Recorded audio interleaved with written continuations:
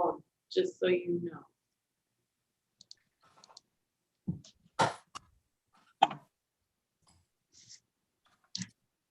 Something's happening with my Adobe and I don't like it.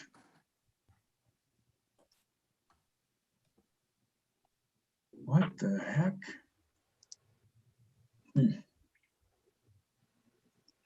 Well, I just lost our packet. So let me find that real quick.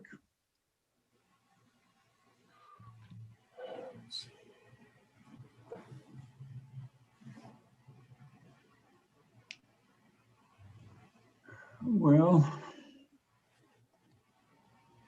I can't see the best. Do we have Alicia? Yes. We have How are you? Jeff, Andy, Jim, and yourself. Dina let me know today that he wouldn't be able to make it. Julie, I texted her the information. She said she was planning on being there. I have not heard from Ashley. So we do not have a quorum right now, correct? We do. We do? We do. Well, in that case. And I will have to bow out early, just as an FYI. Okay. Oh my heck.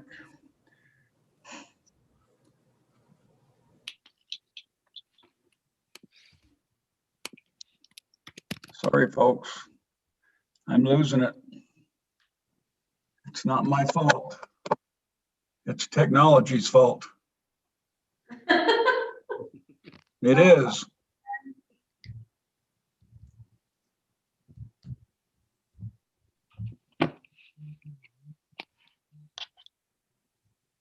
Well, you might not see my face today because I can't get my camera to work. So let's go ahead and get started. Which I don't think that'll hurt anybody's feelings, correct? You're fine.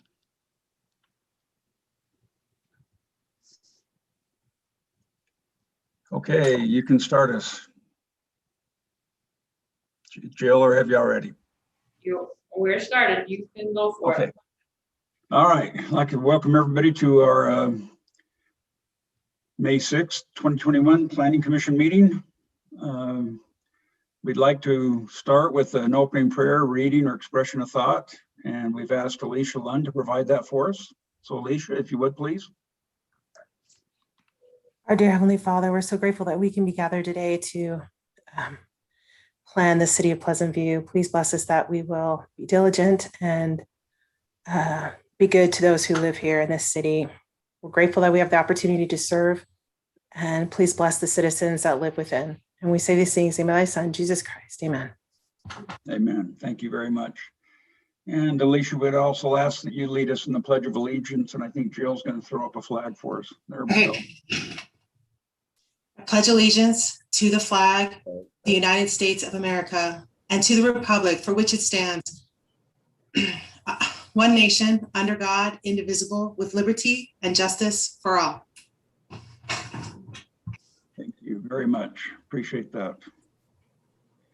Now I have the wonderful declaration that maybe this will be the last time you read this, huh, Jill? We'll see.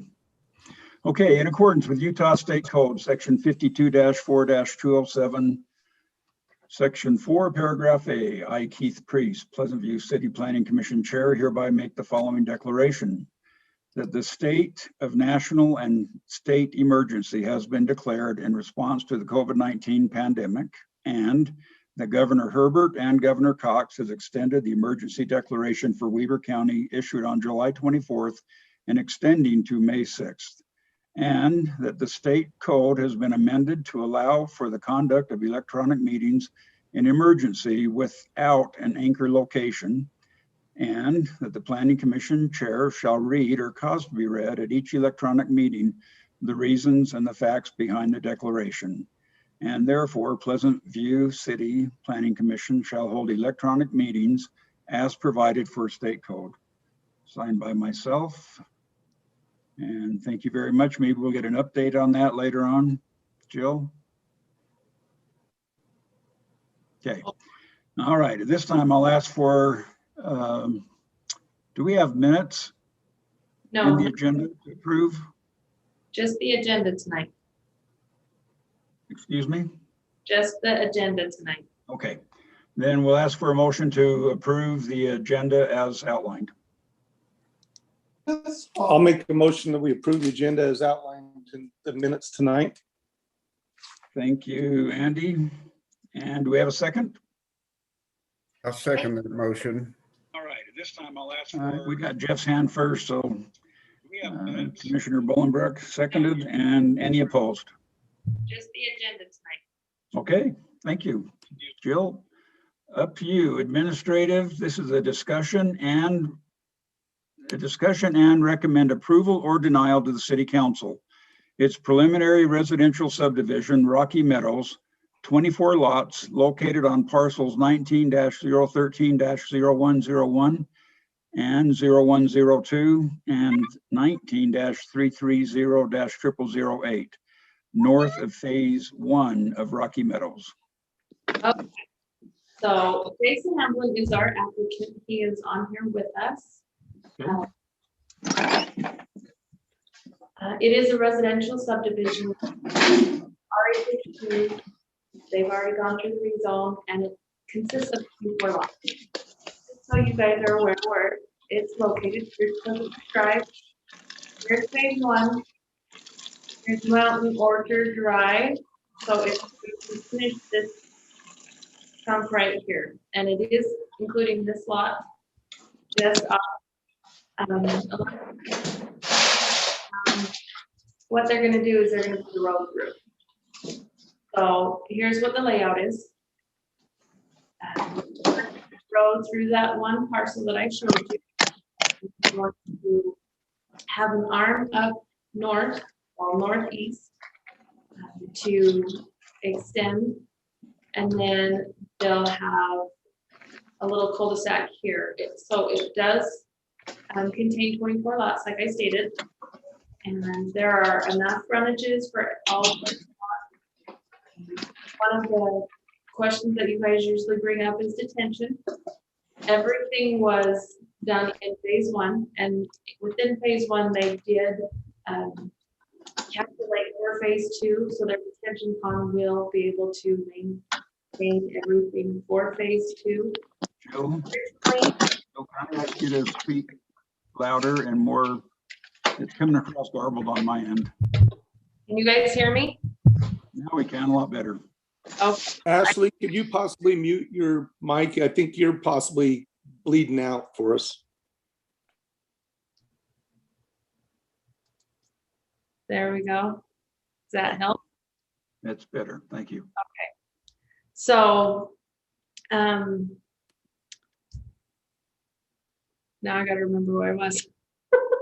So there's 24 lots. The detention pond is in phase 1. Originally, this was gonna all be one phase, but at the beginning, but then some things kind of changed. So they did phase 1 and phase 2. So that's why phase 2 is before you guys now, to get the preliminary approval. I did get a phone call from Andy earlier in regards to, where's my mouse? There it is. This lot right here. Go ahead, Julie. You're okay? That's actually the question or the concern I had as well, because it looks to be landlocked. It's developed. The difference between landlocking and then making a parcel legal per se is, one, if the parcel is not developed, we would make sure that it's not landlocked, so it gives the opportunity to develop. Does that make sense? This already has the living quarters on there. Down the road, it's already established. They're not going to be able to subdivide again. That lot is what it's going to be. Okay, how do they get out though? Where's the They route? technically, let me show you. I'm going to show you a different one. And then if it's already a developed lot, why do we have to attach it to to a new subdivision It's not, request. it's not part of this subdivision. Okay, all right. Oh. It didn't look like it was, so thank you. No, you're good. All right, so let me show you this. There it is. So as you can see, here's, I'm gonna move you guys over here so I can see what I'm doing. There we go. So here's the two parcels, and then right here is where they're gonna push the road through.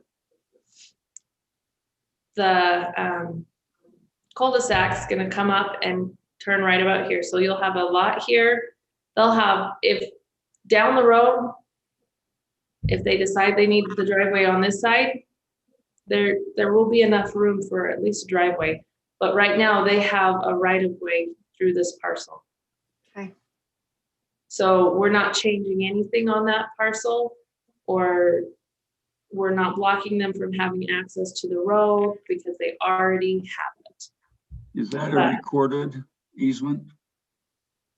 I would have to pull on the other parcel, but because it's been doing it for so long, it would probably be a prescriptive easement if it's not technically recorded by now. But yes, I can look into that and I'll update you guys next time. I just wonder, how does that work if the person on the north decides to sell and the buyers? I mean, a prescriptive right is a legal easement. So is that what you're saying is happening? Or you'll look it up and let us know? Yes, it's a sorry, I'm getting tongue-tied. I'll verify and then I will follow up with you. How does that sound? Well, that's perfect, thank you. Because that's got to be resolved, because if it's a question mark, then it could cause problems in the future. And Mr. Chairman, where I had my question, if I might, and why I, to clarify with staff prior to this Please. meeting, I knew that this is not part of the zoning or the plot plan in question. But when this came prior to us to start with, the applicants purchased part of that land from those people that sold that. And so part of my understanding was they would be required to keep that 100-foot minimum requirement because it is a plot, as a restriction of Pleasant View City, you cannot have flag lots and they're driving out along a flat lot of the lot above them. So in theory, we should have required that they had to have that 100-foot lot restriction in that. We should have required that. Now, that's not part of what's being required tonight. And our hands are already tied because we did not look at that and require that and that was unfortunate. So, shame on us for not catching that, or people in the past, because they owned both lots and now they subdivided it off and they're going forward with this. And so there's just going to be two neighbors extremely close to each other. Well, and that's why I said if there's not some kind of a legal description, either an easement provided, property sold, or a prescriptive right granted, then if one person sells and the buyer doesn't like that agreement, that's going to be an ugly court battle. And offline, I will look at that because that's not part of this part, but yes, Understand. look at that, you bet. Okay, all right, thank you. Mhm. That's all I've got.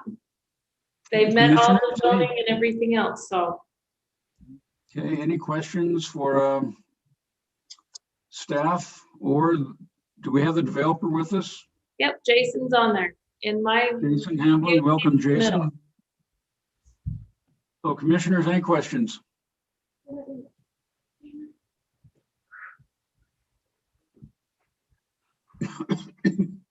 Well, gotta unmute myself, but yeah, my only question would be on that little lot that they are buying or have purchased from Ivory Homes. Who's maintaining the park strips along that road? Because normally that would have been probably done with the Ivory Homes subdivision, but whereas that's not kind Are of, Are you talking about the road strip? yeah, where I'm sorry, I'm looking at my other screen so I can see, but You're yeah, good. that lot from Ivory Homes, that those homeowners are already existing there. Mhm. And are they going to be required to maintain the park strips along that road there? Yes. Okay. The same as anywhere else. Everyone that has a park strip is responsible to maintain that. Now, wait a minute, that's only, on this case, they'd have to have a HOA. Because this is the same problem that I introduced with my subdivision. We have 2 lots that abut 500 and we don't have an HOA, and the property owners are saying, that's not my responsibility. It So- actually is. It So, actually yeah. is. Yes. So, sorry, I'm losing my voice, I guess. There's a lot of places that have the sidewalks, and then some will have grass right in between the sidewalk and the road. That's actually the park strip, and people are supposed to maintain that. They don't necessarily have to be grass. They can be xeriscaped with nice decorative things that are more, conducive to what our state can handle with the water. But yeah, we don't maintain that as a city. The residents actually do. So this kind of goes along with that same deal that Amy's looking in for us with the streetlights. But if there's an ordinance saying that the property owner adjacent to the park strip easement is responsible to maintain that, then so be it. I mean, if those 2 owners want to get together with the other 9 of us and create an HOA, I'm all for it. I've approached them a half dozen times. Nobody's interested. So it is what it is, but that's what concerns me. What is it? But I think you just specified if we don't have an HOA, then it'll be the adjacent property owner responsibility. Okay, perfect. Okay, so did that answer your question, Jeff? Yeah, I think so. Okay, any other questions? Any questions for the applicant? If not, we'll entertain. Real quick, Keith, can I piggyback onto that? Because I actually had the same question with Jeff on that. Yes. Originally, when they were talking about this first, it was all one phase. We had the 2 landowners that were on either side of that road that was going to come in, and they were asking fences and how that road was going to be developed and anything else. So has the developer reached out to those 2 homes? Because they talked about possibly deeding a little bit of land on either side, or how that was going to be developed. Have you reached out to those 2 homes, or has that been financed? How we're going to be finishing that?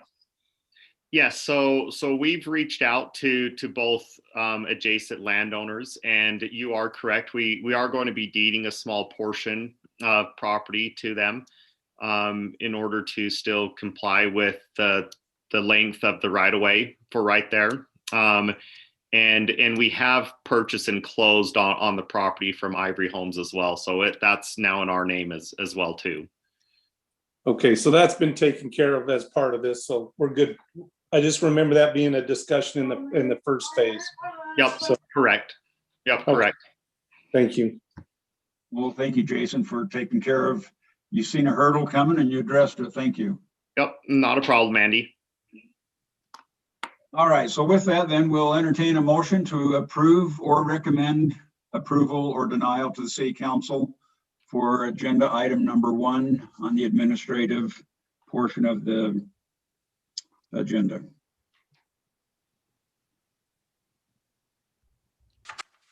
Do we have a motion? I'll go ahead and make a motion. It looks like it's fairly straightforward. A lot of conditions need to be complied with and throughout the course of the development, but I'd make a motion to recommend approval for Rocky Mountain subdivision, this phase 2 set. Can I interject? You want to add into your motion as long as all of staffing reports recommendations are met. Yes, we've got the fire chief, requirements of the fire chief, Title 18s, which is the city code, and local and state requirements are the red lines and the red lines. When you read all the conditions that need to be met, it's a considerable list of environmental, natural environment consideration and a bunch of stuff like that. And yeah, I guess I could reword my motion to include that all the conditions need to be satisfied. Okay, we have a motion. Do we have a second? I would second that motion with the amendment that was made there by Jim. Thank you, Julie. Okay, we have first and second. Any opposed, say aye. Okay, it looks like we carry forward to City Council for our recommendation to approve. Okay, Thank you, Jason. Appreciate it. thank Hey, you. thanks everyone. Hope everyone has a nice evening. Jason, I took the opportunity and drove down there to see what you were doing and where you were doing it. It looks like it's going to be a beautiful subdivision and some Oh, thank you. I really appreciate that. nice area for homes. Yep, we're just going to continue, that subdivision, connect the bridge between Jacobs Mill and Country Fields Estates, and we're ecstatic to begin this second phase. Yeah. And I know you've already had all those engineering studies and everything. It's been approved. I was just curious, have you seen any water issue tables down that way? So we haven't actually, and it's been a pleasant surprise as far as how deep we've been able to dig some of those basements in phase one, and haven't even come close to hitting any water. We did do a couple potholes just to be on the safe side before some of those foundations were dug, and weren't close at all to hitting any water, which is really nice. Oh, great. So, well, I hope the rest of it continues that way. So, thank you. Okay. Thank you, Jason. We'll go ahead and move on to item number 2 on the agenda, which I don't have in front of me anymore. So I'm telling you. Two would be commission communications, I believe.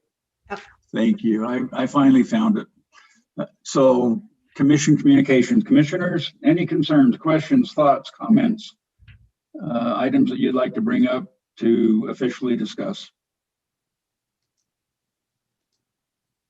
I'd just like to throw in a plug to those who recommended that we have assignments for the thought, scripture, prayer, and Pledge of Allegiance. That was a nice move, and I think, well, I don't think, I'm glad that we incorporated that. So thank you, Jill, for making those assignments, and thank you, commissioners, for fulfilling them. And then I guess the only other thing, maybe commission communications, maybe this isn't ours, it's Jill's, but I am interested into where are we at in our meeting in 2 weeks? Is that going to be a face-to-face mask, or are we still Zooming? I'm looking further into that. We just have to look at a couple of details. I should be able to let you guys know by next week. Okay, I know things are opening up pretty quick, so. I'll chime in a little bit on that. We are going to have an open date for our offices on June the 1st. And so I would anticipate following that we will be able to work to facilitate in-person meetings following that date. So our meeting in 2 weeks will still be, we should plan on Zoom, correct? I would tentatively for right now, but we'll keep you posted. Jill's going to have to notice it pretty soon. And so I don't know if we'll have the information before to get it noticed in time without doing the Zoom. But for the following one, there's a really good chance it'll be in person. Perfect. Sorry, Jill, not to. No, Not you know, to jump. worst comes to worst, if things happen, we can set up Zoom in there and still meet. So May I ask a question, Keith? Please, this is a staff communication training and you're, Okay, just, I guess you're officially staff as city council? well, just recognizing the chair and the chair prerogative, so. No, just- thank you. We recognize you, Sarah. Thank you. Well, thank you. I just wonder if we're gonna do the planning commission, how we've been doing city council. We've been meeting in person. And all of us are vaccinated, and so we don't wear our masks because we are vaccinated. We do allow, we space out the chairs for those who have, come, but there really hasn't been any, but we also provided on YouTube and Zoom. So I'm just wondering, is that your thoughts, Amy and Jill, if that's what you're gonna do with planning commission? I can't space them out like you guys. So Oh. I have to look at a couple of different things to see if we can do it or we have to wait till next. So if I understand the CDC correctly, if everyone is vaccinated, and I don't have any idea if everyone is, but if they are, then we could still meet and eliminate Yes. the social distancing, but have masks. Yes. And I was going to reach out to everyone offline just to kind of get some information because I don't think that we need to answer certain questions. I agree. It's very Yeah. personal, and I think that'd be Oh, a great yeah, way to I address it. wasn't implying that. I apologize. It was just more of a question. That was more of a, this is what we're doing. I wasn't insinuating that that's what you should do as far as vaccination. I was just asking if, What if the you were going to possibilities set are. it up. Yes, if you were going to set it up as far as YouTube and whatever else to continue to provide that to the public, because I know that once that we've provided that, that's the service that they would like to see continue.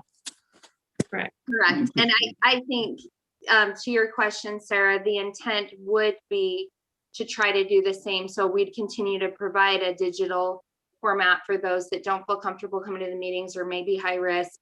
And then Jill will kind of navigate some of those other pieces. And we may be able to distance people out, but part of the challenge with that is putting some of the commissioners possibly in staffing seats or to try to spread people out a little bit more. So we're still scoping that out a little bit, and we are working on getting some newer equipment for the room secured. But you wouldn't believe this right now with COVID, it's a little bit longer to get some of the camera equipment in stock. So we're waiting, but hoping to get things moving. We do have kind of a pulled together solution for council meetings, but we are hoping to improve that technology a little bit. So I'm surprised that you would say we wouldn't believe that because we absolutely understand things are crazy. So of course we understand. I was teasing, sorry. I know. Yeah, I'm not, you can't see my face on camera. So my sense of humor is not coming through great. No, you're great. Yes, Thank you. everything is in short supply. Everything is. So. That's true. And in the building industry, everything is in. Anyways.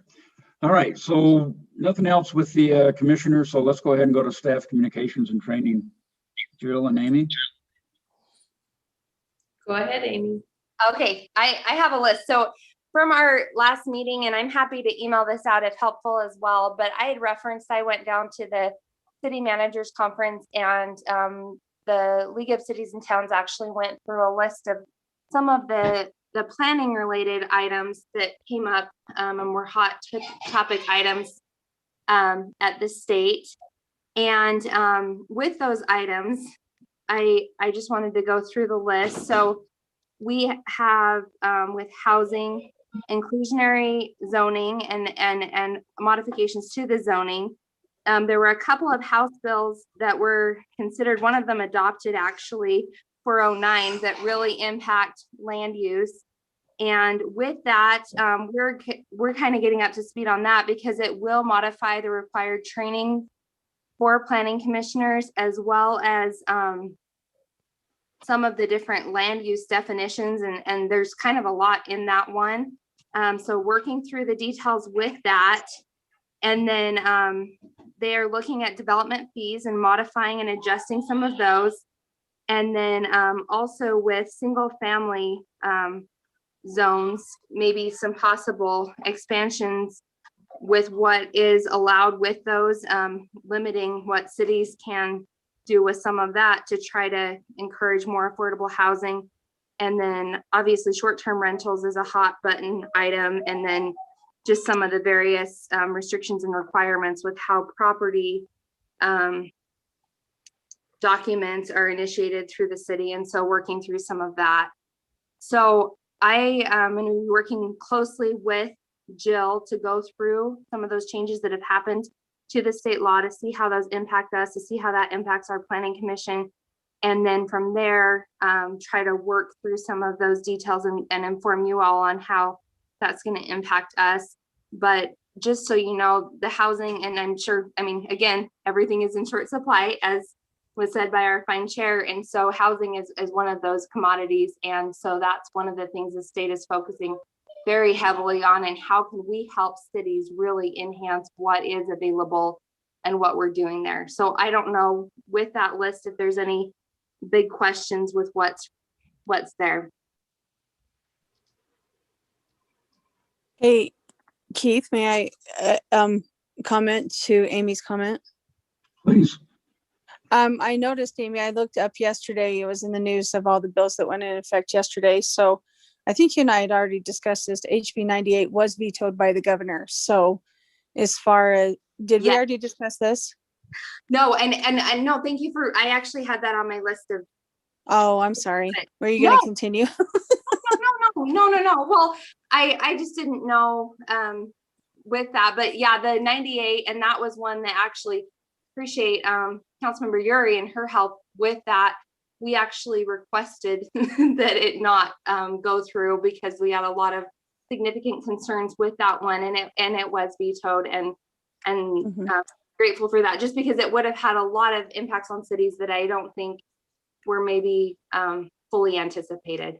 No, thank you. So what was the law that was vetoed? What was the legislative item?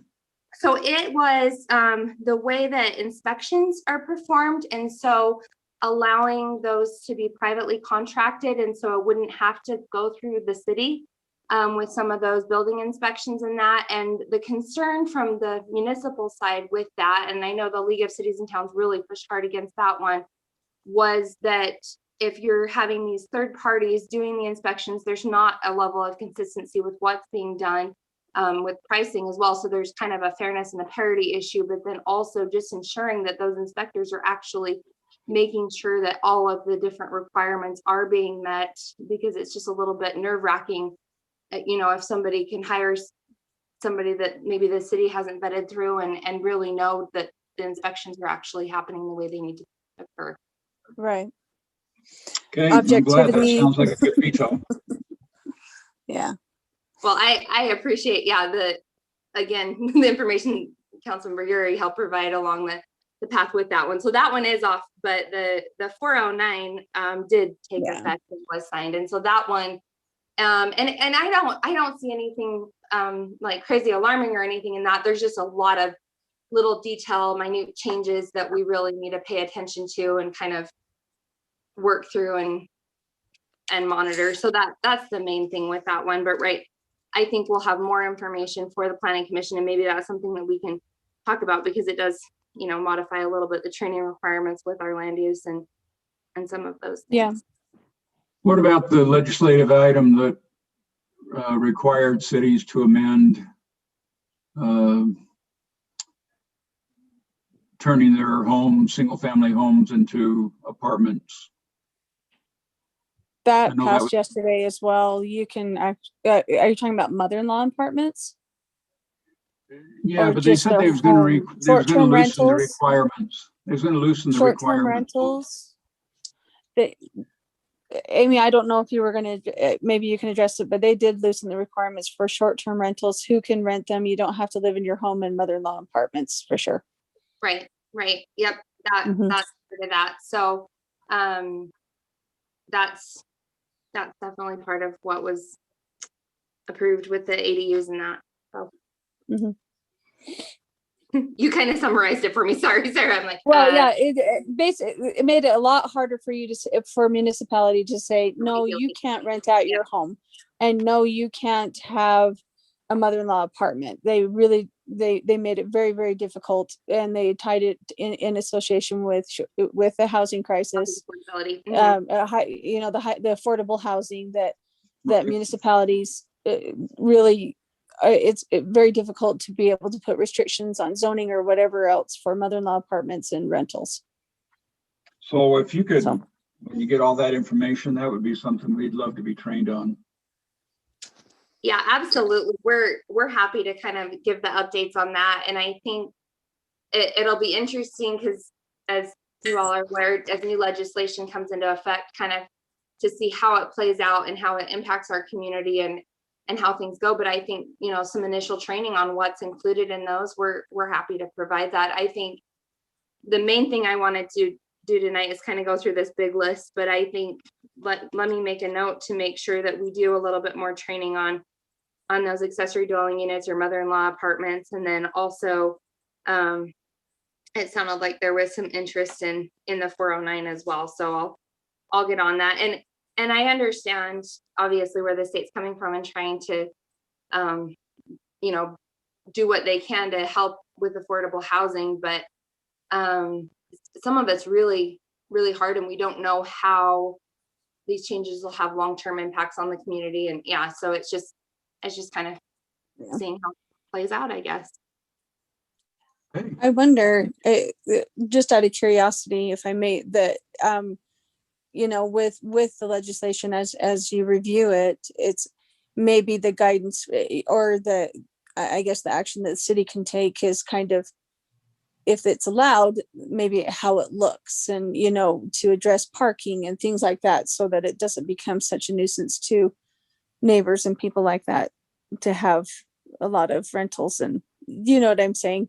You can address it that way. Sorry. Does that make sense though? Things like that, if it's something that is allowed, that the state addresses with the cities, that you have to allow this type of rentals or mother-in-law apartments, then the city can address through safety or whatever else of how it may look, so it doesn't become a nuisance and a hazard. So there Definitely, I can definitely kind of include that list of this is what we're anticipating, and these are maybe some of the options the city can pursue, and then we can kind of talk about those and see if there's anything we want or need to initiate to make modifications to our current standards to help address some of those things. That's a great idea, Sarah. Yeah. Hey, Amy, I have a question. Absolutely. So if city code, city ordinance is in conflict with new state law, does that put, if we have an ordinance that is just conflicts with the state law, does that set the city up for a lawsuit for someone to challenge that? Not necessarily, as long as we're not enforcing that portion of the code. So I think the state's pretty understanding that, we're creatures of the state, and they're constantly making changes to what we can and can't do. But if we were to go out and enforce a law that is in conflict with state law, absolutely, that would set us up for possible litigation. But if we're not enforcing it, I think we do need to be cognizant of, okay, what modifications do we need to make? And there may be some tweaks here and there that are required. I know they did a lot of changing, and this will impact planning. It impacts kind of every aspect of what we do as municipal government, but to the noticing requirements. And so like that, our city code may not align with that anymore properly. So we probably are going to need to go in and look and clean that up a little bit. But as long as we're not practicing and acting in violation of the state law, I think they understand that it may take a little bit to clean up some of that. So correct me if I'm wrong, my understanding to just kind of piggyback on what you just said, as long as we're in compliance with state law, at the very least, we do what the state asks, but at the very most, we can add to it. Does that make sense, Jeff? You can't go against what the state. So if the state says you must allow accessory apartments, sure, but then you can add on to that more requirements of what that looks like and feels like. As long as you're meeting the state's requirement, the city can always add to it. It can't take away. You can't make it less than what the state says, but you can make it more than what the state says. Does that make sense? Yeah. In most cases, unless the state, and in some cases, it's fun because like with vacation rentals, they are very restrictive on how you can restrict those things. So Yeah, yeah, unless the language says something like that. Yeah. but other than that, yeah, absolutely, you can add more specificity. You just can't, go counter it at all, or yeah, you're right on that. Thanks. Great question. I just had a quick question. Is that because of the Airbnb market?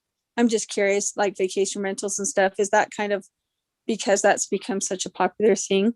I believe it is. And so it's really funny with that one because it makes it almost impossible to enforce with the way the state law is written, because you can't get online and look at listings to pursue violations of business licensing and kind of code violations and that.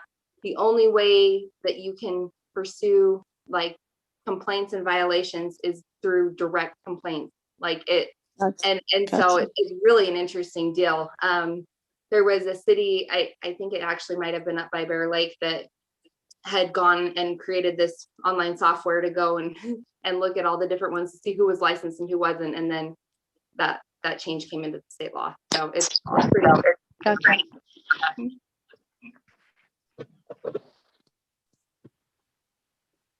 Okay, any other items then for training?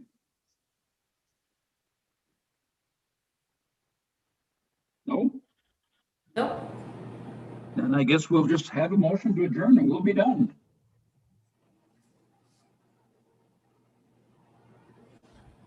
I guess nobody wants to leave.